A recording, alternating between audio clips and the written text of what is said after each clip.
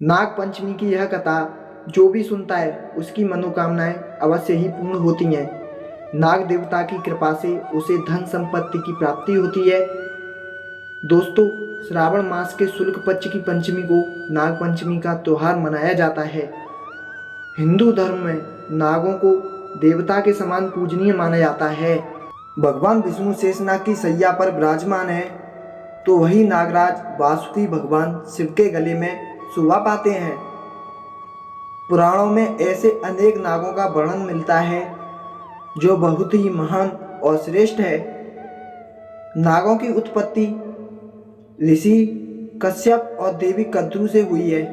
एक बार देवी कद्रू के श्राप के कारण समस्त नाग यज्ञ की अग्नि में जलने लगे थे, तो देवी मनसा के पुत्र आस्तिक मुनि ने पंचमी के दिन नागों की रक्षा की थी।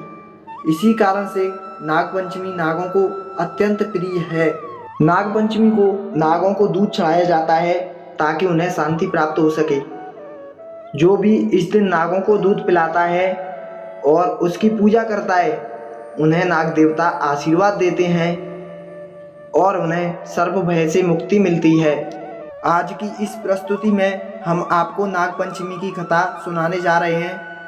यह कथा नाग पंचमी के दिन अवश्य सुननी चाहिए।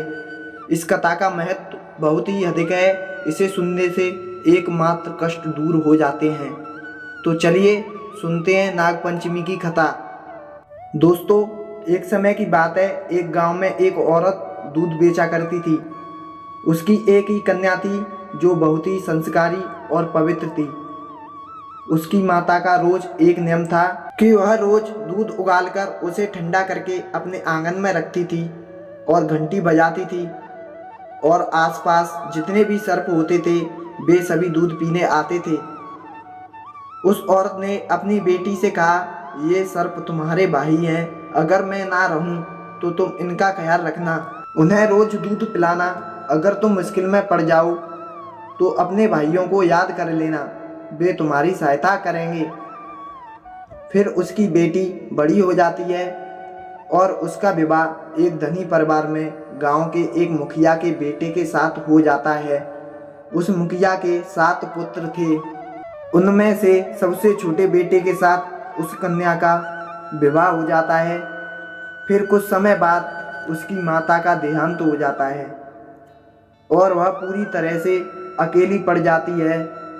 उस घर की 7 बहुओं में से सबसे छोटी बहू ही सबसे अधिक संस्कारी और गुणवान थी। बाकी बहुएं उसे बहुत ताना मारने लगती थीं कि इस संसार में तेरा कोई नहीं है, एक माँ ही थी, वह भी तुझे छोड़कर परलोक चली गई। इतना सुनकर भी वह किसी से कुछ भी नहीं कहती थी। फिर कुछ समय बाद श्रावण का महीना शुरू हो गया। सारी बहुएं बहुत खुश थीं कि उनके भाई उन्हें लेने के लिए आने वाले थे और वे पूरा महीना अपने मायके में आराम से व्यतीत करने वाली थी। फिर सबसे बड़ी बहू छोटी बहू के पास आती है और कहती है, तुम्हारा तो कोई भाई नहीं है, अब तुम क्या करोगी? पूरा श्रावण का महीना यहीं बैठे रहना पड़ेगा। यह बात सुनकर छोटी बहू को बहुत दुख होता है और वह रोने लगती है। फिर वह रोते हुए एक पेड़ के नीचे बैठ जाती है।